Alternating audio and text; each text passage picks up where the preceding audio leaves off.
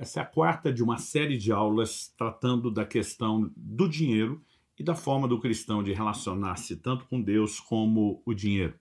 Então, se você não viu as aulas anteriores, minha sugestão é que antes mesmo, de assistir essa aula a respeito de generosidade, você possa ver as aulas anteriores, como lidar com o dinheiro, uma questão de honra, contentamento, para só então, na sequência, procurar assistir generosidade. É claro que cada aula tem começo, meio e fim, pode ser entendida de forma separada, mas a combinação delas, nós estamos meio que montando um quebra-cabeça e evoluindo de maneira progressiva no raciocínio, na compreensão daquilo que a palavra de Deus nos apresenta. Então, na primeira aula sobre como lidar com o dinheiro, mostramos que o dinheiro em si não é o problema, mas que a relação com ele pode sim ser muito delicada. E que a forma correta de evitarmos o problema da maneira errada de lidar com o dinheiro é entender e compreender o senhorio de Cristo. Foi por isso que na aula seguinte falamos sobre honra. O que é honrar a Deus com os nossos bens, com a nossa renda? É distingui-lo, é colocá-lo numa posição, num lugar diferente, e esse lugar é o cerne de toda a questão quando falamos do relacionamento do cristão com Deus e o dinheiro. Na sequência também falamos de algo que blinda o nosso coração contra a avareza, que é o entendimento do que é o contentamento, para só então chegarmos agora nessa aula e entendermos o princípio bíblico da generosidade e como isso também não apenas protege o nosso coração, mas nos leva a cumprir o propósito, a expressar e revelar Deus nessa terra. Enfim, a combinação desses princípios nos dá uma visão mais completa e abrangente do assunto que é sim delicado, porque Paulo em Colossenses 3,5 diz que a avareza é idolatria. Uma pessoa que é apegada demais ao que é material tem um ídolo, um falso Deus. Jesus fala de um outro senhor, concorrendo com o lugar dele nas nossas vidas. Então, o dinheiro precisa ser colocado no lugar devido, que é de servo e não de senhor. Deus precisa ser exaltado, distinguido na posição de senhor nas nossas vidas. E na combinação de tudo isso, nós podemos entender como lidar com uma mesma Bíblia que traz promessas de abundância e provisão abundante, mas também nos chamam ao contentamento. E eu creio que com essa aula de generosidade nós chegamos a um ponto de equilíbrio onde todas essas coisas elas devem ser vistas como se interrelacionando, todos esses princípios. Então vamos lá. Na segunda carta de Paulo aos Coríntios, no capítulo 9, ele diz no verso 5, portanto, julguei necessário recomendar aos irmãos que me precedessem na visita a vocês e preparassem de antemão a oferta que vocês prometeram, para que esteja pronta como expressão de generosidade e não de avareza.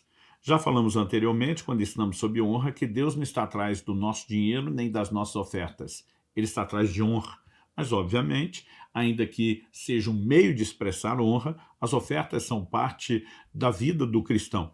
E o apóstolo Paulo, ele está anunciando a esses irmãos de Corinto, que antes dele chegar, ele manda uma equipe na frente que o precedesse com um propósito específico. Qual? Ele diz preparar de antemão a oferta que vocês prometeram. Isso significa que uma oferta não apenas pode, mas ela deve ser preparada. A pergunta é, o que significa preparar uma oferta? Alguém pode pensar, não, trata-se de informar, para não pegar os irmãos de surpresa. O texto nos mostra que eles já sabiam da oferta e essa equipe não está indo avisar que acontecerá a coleta.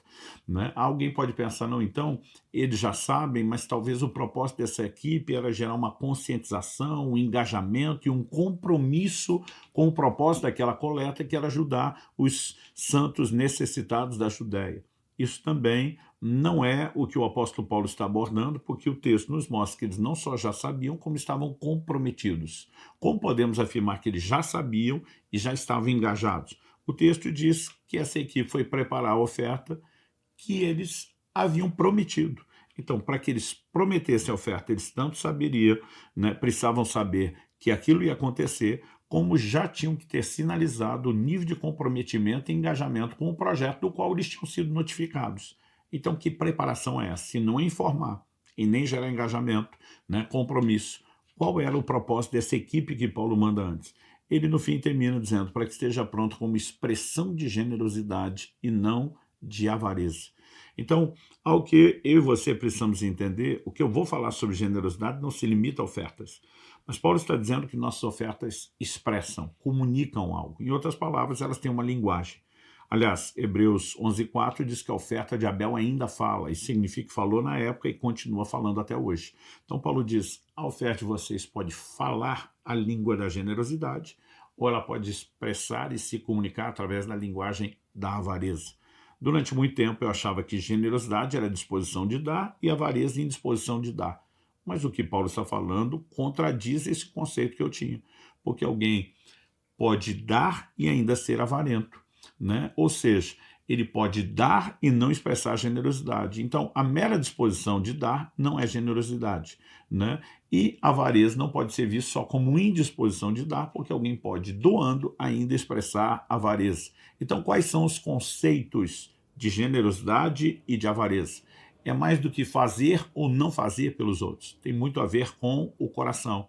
Se a gente continuar lendo os versos 6 e 7 que vem na sequência, a gente vai perceber Paulo dizendo, isto afirmo, aquele que semeia pouco também colherá pouco, e o que semeia com fartura também colherá com fartura. Cada um contribua segundo tiver proposto no coração, não com tristeza ou por necessidade, porque Deus ama quem dá com alegria. Quando Paulo fala de semear pouco, colher pouco, semear muito, colher muito, ele não está falando de pouco ou muito só na perspectiva contábil. Nós precisamos entender que o elemento generosidade é o contexto, né? Então, há pessoas que botam muito coração na sua contribuição e há pessoas que botam pouco ou não botam coração na contribuição. O texto vai dizer que Deus ama o que dá com alegria. Aqui, de forma alguma, a Bíblia está apresentando o amor de Deus seja condicional. Deus só ama quem dá com alegria. A Bíblia diz em Romanos 5 que ele nos amou quando ainda éramos seus inimigos. O amor de Deus é incondicional. Portanto, essa ideia de Deus ama quem dá com alegria tem muito mais a ver com o prazer que Deus tem naqueles que agem de forma correta. E não necessariamente que Deus só atribui valor ou afeto àqueles que dão com alegria. Mas a pergunta a ser feita é, por que é que Deus ama aqueles que dão com alegria? Eu quero, em primeiro lugar, começar abordando aqui a razão da generosidade. Porque nossas ofertas, nosso estilo de vida deve expressar generosidade. Por que é que Deus ama quando encontra, né, em nós essa disposição de generosidade? Então, em primeiro lugar, eu quero abordar a razão da generosidade, né? O que deveria nos mover, a razão pela qual ela deveria estar na nossa vida, é porque, antes de mais nada, nós precisamos reconhecer que Deus é generoso. João 3,16 diz, porque Deus amou o mundo de tal maneira que deu seu Filho unigênito. A maior expressão do amor de Deus é relacionada com a sua disposição doadora, com a sua capacidade de dar e dar o que ele tinha de melhor, né? Quando olhamos para Tiago, capítulo 1, que começa dizendo, olha, se algum de vocês tem falta de sabedoria, peça a Deus, ele emenda e diz que a todos dá liberalmente. Outras traduções dizem generosamente, porque Deus é generoso, Deus é liberal, né? Ele é um Deus doador e ele, de fato, tem como expressão do seu caráter, né, a essência do seu caráter, a generosidade. O Deus que é amor expressa o seu amor doando por meio da generosidade.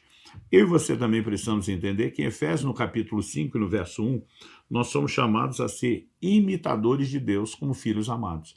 É lógico que há atributos exclusivos que só Deus tem, nós não podemos, né, eles não são comunicáveis, nós falamos na linguagem teológica. Então, por exemplo, o fato de que Deus é eterno no sentido não só de não ter fim, mas de não ter começo. Eu e você não temos como imitar isso, né? A onisciência, a onipotência, né, do próprio Deus, a onipresença, nós não podemos imitar isso. O que nós podemos imitar são comportamentos, expressão do caráter de Deus. E é importante que a gente entenda isso. A generosidade, ela pode e ela deve ser imitada. Então, a razão primária de andarmos em generosidade é a capacidade de expressar quem Deus é, de manifestar e revelar Deus na terra, de reproduzir o modelo do que Deus é. Deus é generoso. Mas também precisamos entender o resultado da generosidade. Eu gosto de dizer às pessoas que nossas atitudes determinam a revelação que nós vamos ter a respeito de Deus. Uma certa ocasião, eu peguei duas pessoas discutindo, né? Um advogava a bondade de Deus, o outro a severidade de Deus. E alguém me parou e falou, e aí, Deus é bondoso ou é severo? Eu falei, olha, eu vou dar duas respostas. Primeiro, ele é os dois, ele não é um outro. Romanos 11, 22 fala da bondade e da severidade de Deus. Por que vocês estão tentando dizer que uma coisa exclui a outra? Ele é tanto um quanto o outro. Alguém falou, e qual é a segunda resposta? Eu falei, a segunda resposta é depende. Os caras, como assim? Eu falei, bom, eu já disse que ele é tanto um como o outro. Mas qual das duas coisas, a bondade ou severidade de Deus, em termos práticos, você vai descobrir, desfrutar, colher na sua vida? Depende da sua atitude. Um deles disse, como assim? Eu falei, olha, o texto diz, para com os que creram, ele manifestou bondade. Para com os que caíram, ele manifestou severidade. A bondade ou severidade de Deus também é expressa de acordo com a forma como nós nos comportamos, com as nossas atitudes. Elas nos conduzem a uma revelação, a um entendimento de Deus. Então você vai ler, por exemplo, no Salmo 18, nos versos 25 e 26, uma declaração, né, que eu acredito é importante, a gente precisa entender que ela entra, né, no patamar que a gente pode definir como uma lei de reciprocidade, versos 25 e 26 do Salmo 18. Para com quem é fiel, fiel te mostras. NVI traduziu, te revelas, porque se mostrar é se revelar. Com o íntegro, também íntegro. Com o puro, puro te mostras. Com o perverso, inflexível. Então vamos lá, Deus se revela ou se mostra fiel para com quem é fiel. Ou seja, a atitude de fidelidade de alguém o leva a uma revelação da fidelidade de Deus. Mas para com o íntegro, Deus não se revela fiel. Deus se revela íntegro. O Deus que também é fiel e se revelou fiel para com o fiel, ele agora diante do íntegro vai se revelar íntegro, porque ele não se revela íntegro para o fiel, nem fiel para o íntegro. O texto diz, com o puro, puro te mostras, ou seja, te revelas. Ou seja, o mesmo Deus que é puro, ele também é fiel e é íntegro. Mas para o puro, ele não se revelou nem fiel e nem íntegro, embora ele também seja as duas coisas. O que você precisamos entender é que a lógica apresentada é uma lei de reciprocidade, de mutualidade. Basicamente, o que a Bíblia está dizendo é que a sua atitude de fidelidade te leva a uma revelação da fidelidade de Deus. Sua atitude de integridade te leva a uma revelação da integridade de Deus. E sua atitude de pureza te leva a uma revelação da pureza de Deus. Só que o texto termina no verso 26 dizendo, com o perverso te mostras inflexível. Outra tradução diz, te mostras contrário, reages à altura. Né? O que é que nós precisamos entender? Porque para com o perverso não há reciprocidade, mutualidade. Porque para com o perverso Deus não se mostra perverso? Porque não há perversidade em Deus. Isso não está no caráter de Deus. Então, para com o perverso, Deus diz, o seu comportamento não encontra no meu caráter uma correspondência. Então, para você, eu não tenho nada para mostrar, eu só te resisto. Se você entender essa lógica, essa linha de pensamento, a pergunta é, para com o generoso, Deus vai se mostrar o quê? Generoso. Mas e para com o avarento? Deus não vai se mostrar avarento porque não há avareza em Deus. Mas Deus vai resisti-lo. Então, quando você entende que generosidade, em primeiro lugar, a razão é expressar quem Deus é. Né? Deus ama o que dá com alegria. A definição de generosidade tem muito mais a ver com o prazer de dar do que só o ato ou até mesmo a disposição de dar. É a capacidade de se regozijar nisso, entender valores. Paulo diz ter ouvido de Jesus a frase, mais bem-aventurada coisa é dar do que receber. Mas quando eu e você somos regidos por uma natureza terrena, caída, pecaminosa, nós somos egoístas, nós queremos é receber. Agora, quando o nosso coração reproduz a nova natureza, que é a natureza de Deus, nós vamos manifestar o que ele é, generosidade. E, portanto, em vez de egoísta, vamos ser altruístas. Nós precisamos entender a diferença que isso traz no sentido prático. Quem anda em generosidade terá uma revelação da generosidade de Deus. Quem foi o primeiro cara na Bíblia, né, a entender e compreender Deus como Jeová Jireh, o Senhor da provisão, o Deus que provê? Abraão. Quando? Quando ele se dispõe a dar o que ele tinha de melhor para Deus. Porque a decisão de andar em generosidade, além de cumprir a razão, o requisito, que é revelar Deus, ela também nos permite entender melhor esse Deus que vamos revelar. E é essa revelação, essa compreensão que pode nos levar a viver milagres extraordinários de provisão. Uma pessoa que não anda em generosidade não vai descobrir isso. É por isso que Jesus diz em Lucas 6,38, dai e ser-vos-á dado, boa medida, recalcada, sacudida, transbordante, generosamente vos darão. Só volta a generosidade dentro da lei de reciprocidade se você primeiro foi generoso na hora de dar. Então, nós precisamos entender que essa não é uma uma barganha que Deus está propondo. Olha, você tem que dar primeiro para eu poder dar depois. Não, a disposição de dar, não só de revelar o caráter generoso de Deus, mas de andar nisso, amplia a nossa revelação da generosidade de Deus, para que a gente possa receber. Então, nós precisamos entender não só a razão da generosidade, mas também o resultado, o impacto que isso produz nas nossas vidas. Mas eu acredito que o ponto que esteja faltando para muitos cristãos é a compreensão do que eu definiria do propósito da generosidade. Pastor, o senhor está distinguindo razão e propósito, mas são coisas parecidas. Ok. A razão, o motivo principal pelo qual eu e você precisamos ser generosos diz respeito a revelar Deus. Quando andamos nisso, a nossa própria revelação de Deus amplia, o que Ele faz por nós também, isso nos leva ao resultado de receber de Deus. Agora, por que Deus manifestou generosidade e liberou qualquer coisa na minha vida para começo de conversa? Na mentalidade de Deus, tudo o que eu e você recebemos deve ser transbordado, não deve parar em nós. Em 2 Coríntios, capítulo 1, verso 4, Paulo diz, com a consolação que nós somos consolados, nós consolamos os outros. Né? Tudo aquilo que nós recebemos de Deus deve ser compartilhado, começando a salvação, falando, né, de todas as demais bênçãos. Uma área de consolo que Deus operou em nós deve ser transbordado para consolar outros, e a linha de raciocínio segue a mesma. Então, eu e você precisamos entender o propósito da generosidade de Deus na nossa vida, que nos leva a canalizar essa generosidade que tem como motivo o caráter dele. Né? O que eu e você precisamos, de fato, compreender, né, é que na mente de Deus, né, e no caráter de Deus não existe esse lugar de egoísmo, receber pelo receber. Por isso que Jesus diz, mais bem-aventurada coisa é dar do que receber.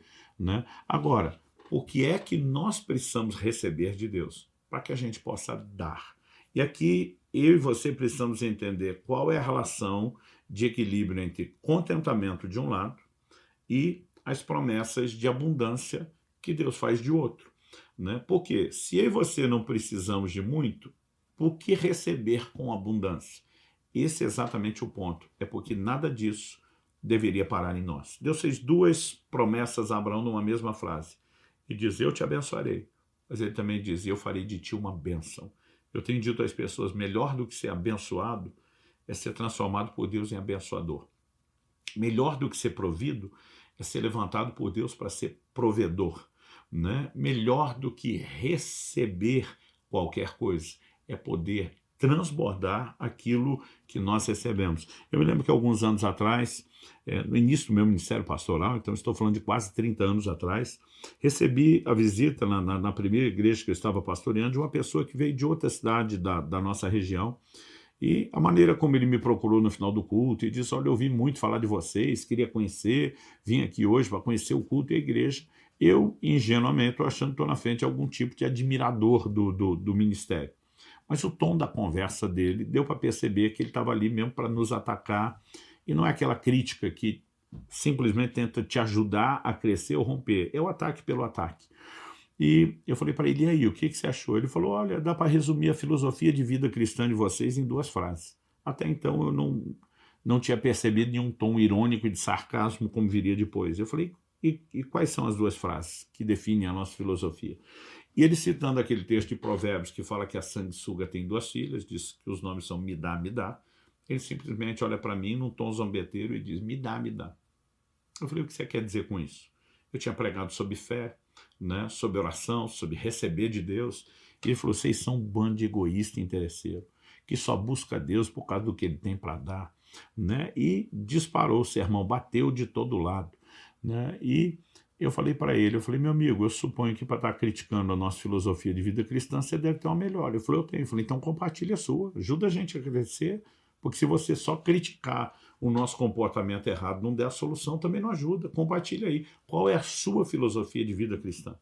Porque eu falei, eu preguei hoje sobre oração, sobre fé, tudo fundamentado na Bíblia. Você não ora a Deus? Você nunca pede nada para Deus? Ele falou assim, eu só peço para Deus me dar o suficiente para eu sobreviver. Eu falei, você tem certeza que isso você pede? Ele falou, tenho. Eu falei, meu amigo, e você acha que a sua filosofia de vida cristã é melhor do que a nossa? Vocês são os interesseiros egoístas. Eu falei, olha, interesseiro é uma coisa, egoísta é outra. porque o que você está dizendo é a definição do egoísta. Se você pede a Deus só o que você precisa para sobreviver, é evidente que você não tem um plano de repartir com ninguém. E se você não pensa em ninguém, só pensa em você, o egoísta é você. Eu falei, a razão pela qual eu estou ensinando o meu povo a ir além, a buscar de Deus mais, é para que eles possam transbordar. Agora, você nos acusa de ser egoísta por pensar nos outros, quando você só pensa em você. E aí ele emudeceu. De repente ele percebeu a falta de lógica. Eu falei para ele, a minha Bíblia diz, e normalmente quando você diz a minha Bíblia é sarcasmo, porque supostamente era para todos dizerem a mesma coisa. Falei, a minha Bíblia diz em Efésios 4:28 que aquele que antes da conversão roubava, agora não deve roubar mais. Deve trabalhar, fazer com as mãos o que é justo. A Bíblia diz para que tenha o suficiente para repartir com o necessitado. Então preste atenção, Deus não quer te dar só o que você precisa. Se Deus te der só o que você precisa, você não tem nada para fazer por ninguém. Então onde entra o contentamento? A gente consegue simplesmente dizer, eu recebi o que eu preciso, mas Deus agora me deu mais do que eu preciso. Estou feliz com o que eu preciso e eu posso transbordar aquilo que vem além da cota do que eu preciso. Então não há contradições entre promessas de abundância e provisão e o conceito bíblico de contentamento. O contentamento é o que regula, é o que define o que é a nossa parte e o que é a de outros. Aliás, é interessante, quando olhamos para as Escrituras, a gente consegue ver exatamente isso. No texto inicial que eu li de segunda carta de Paulo aos Coríntios, nós lemos primeiro no capítulo 9, nós lemos o verso 5, que fala sobre expressar generosidade. Depois eu li o 6, quem semeia pouco, colhe pouco, quem semeia com fartura, colhe com fartura. Depois eu li o 7, que fala sobre Deus ama aquele que dá com alegria. Agora, vamos ler a partir do 8. O 8 diz, Deus pode tornar abundante em vocês toda a graça, a fim de que, tendo sempre, em tudo, ampla suficiência. Observe isso, ampla suficiência. Não só a suficiência, ampla, porque ampla, né? O texto diz, vocês sejam abundantes em toda boa obra. Como está escrito, verso 9, distribuiu, deu aos pobres, sua justiça permanece para sempre. Então, a ampla suficiência é eu ter mais do que é suficiente para mim, para que eu toque a vida dos pobres, de outros que são necessitados. E o texto está dizendo que Deus quer tornar abundante em nós toda a graça. Não está falando de escassez. O texto está falando a fim de que tendo sempre, não é de vez em quando, sempre, em tudo, em todas as áreas, ampla suficiência. Qual o propósito de Deus trazer ampla suficiência na vida de um crente? Se ele entendeu o contentamento, ele não precisa de muito. Não precisa de muito para si, mas ele precisa de mais para poder transbordar. Olha o verso 10, na sequência. Paulo diz assim, e Deus que dá semente ao que semeia e pão para alimento, também suprirá e aumentará sementes e multiplicará os frutos da justiça de vocês. Assim vocês serão enriquecidos em tudo para toda a generosidade, a qual por meio de nós resultam em orações de gratidão a Deus. Porque Deus teria o interesse de enriquecer um crente que ele ensinou o contentamento. O texto é claro, enriquecidos para toda generosidade. Então, qual o propósito dessa generosidade de Deus na nossa vida que traz abundância? É que a gente transborde generosidade na vida de outros. E o verso 10 faz distinção entre o Deus que dá semente ao que semeia e pão para alimento. Agora, vamos falar do trigo com, o cevado, o centeio com o qual eles faziam o pão. O mesmo grão que fazia comida era o grão colhido na colheita anterior, que seria usado para o novo plantio da próxima colheita. Então, assim, não há diferença entre o trigo que será comido e o trigo que será plantado, né? A diferença depois é o preparo do pão. Mas todo lavrador sabia na hora da colheita que ele não podia comer tudo que ele colheu. Porque se comesse tudo que colheu, ele não seguiria plantando. Não haveria multiplicação, né, da provisão alimentar. Então a Bíblia diz que Deus dá pão para alimento e dá semente ao que semeia. Isso significa que eu e você precisamos entender que parte dos recursos que chegam na nossa mão é pão, é para a gente comer, é nosso. Mas parte é semente, é para ser plantado, não é para ser consumido. E aí eu e você precisamos entender a generosidade, porque a promessa de Deus multiplicar é a semente, não o pão. Eu e você não precisamos que Deus multiplique pão. No terreno do pão a gente aplica contentamento. Tendo o que comer, o que vestir, estejamos com isso contentes. Mas no terreno da semente, multiplicação para quê? Para que haja generosidade. Então, à medida que nós olhamos essas declarações da palavra de Deus, elas, na verdade, nos levam numa direção clara do que é o propósito dessa generosidade que Deus primeiro manifestou em nós e que agora nós temos que manifestar na vida de outros. Tiago, capítulo 4, nos diz no verso 2, nada tendes porque não pedis. Tem crente que não recebe Deus porque não ora. Mas no verso seguinte, Tiago 4,3, ele diz, pedis e não recebeis, porque pedis mal. Então, um não recebe porque não pede. O outro pede, que é a coisa certa para receber, mas não tem resultado. Por quê? Pede mal. Ou seja, está fazendo a coisa certa do jeito errado. Qual a definição bíblica de pedir mal? O verso 3 de Tiago 4 termina dizendo assim, para esbanjardes em vossos próprios deleites. Toda oração, onde um cristão está buscando de Deus alguma coisa que é só para ele gastar no deleite, no desejo dele, no aprazimento pessoal, e ele não pensa em compartilhar, é uma oração candidata a ser ignorada pelos céus. Por outro lado, a Bíblia nos mostra que uma das melhores formas de chamar a atenção de Deus para a gente é quando a gente foca nos outros. A Bíblia diz que enquanto Jó orava pelos seus amigos, Deus mudou o cativeiro dele, né? E nós percebemos isso em Atos, no capítulo 10, no verso 4. A Bíblia diz que um anjo de Deus aparece para Cornélio, um centurião romano, e diz, as tuas orações e as tuas esmolas, o que você faz pelos outros para ajudá-los, subiram para a memória diante de Deus. Está chamando a atenção de Deus para você.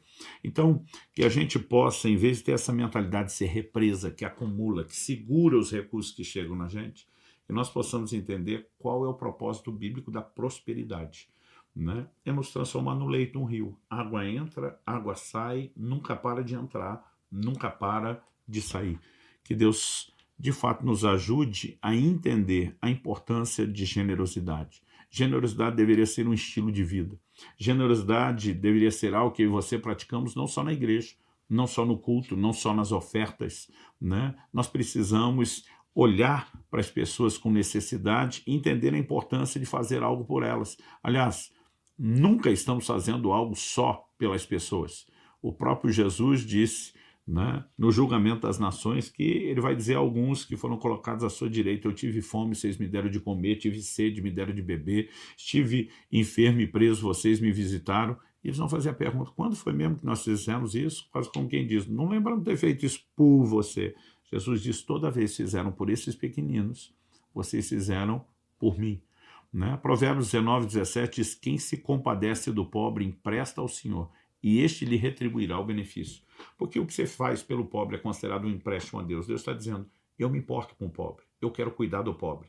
Então, quando você investe no pobre, você está financiando a minha causa. Você me deu o recurso para eu fazer o que eu queria. E Deus está dizendo, agora quem está em dívida com você sou eu. Mas por que Deus quer pagar a dívida? Porque Deus não deixou só a gente ajudar o pobre. Porque quando ele encontra em alguns de nós corações generosos para fazer isso, ele diz, eu tenho que devolver mais do que ele deu, para que ele possa continuar fazendo, revelando quem eu sou, crescendo na revelação de quem eu sou e cumprindo o propósito que todo cristão deveria ter e cumprir. Devemos ser generosos em tudo, né? Há pessoas que realmente não entendem o que é presentear, o que é abençoar alguém, o que é dar uma gorjeta, né? O que é fazer alguma coisa por alguém que está em necessidade. Nós podemos falar de muitos desdobramentos, e generosidade não é só dinheiro, podemos repartir nosso tempo, atenção a pessoas que precisam de ajuda, né? Dar o melhor de nós. A hospitalidade, que é uma coisa que é cada vez menos praticada, ela é uma faceta, é um desdobramento da generosidade, enfim. Nós precisamos entender qual o lugar que isso tem na vida cristã, não apenas revelando o caráter de Deus, enchendo o coração de Deus de prazer, mas nos alinhando não só com o coração de Deus, mas quebrando a força e o controle de Mamon. Acredito que quando eu e você, além de entendermos o senhorio de Cristo, além de entendermos o contentamento, quando andamos em generosidade, passamos a usar os recursos com esse coração abençoador, nós estamos nos guardando dessa influência errada que o dinheiro poderia ter.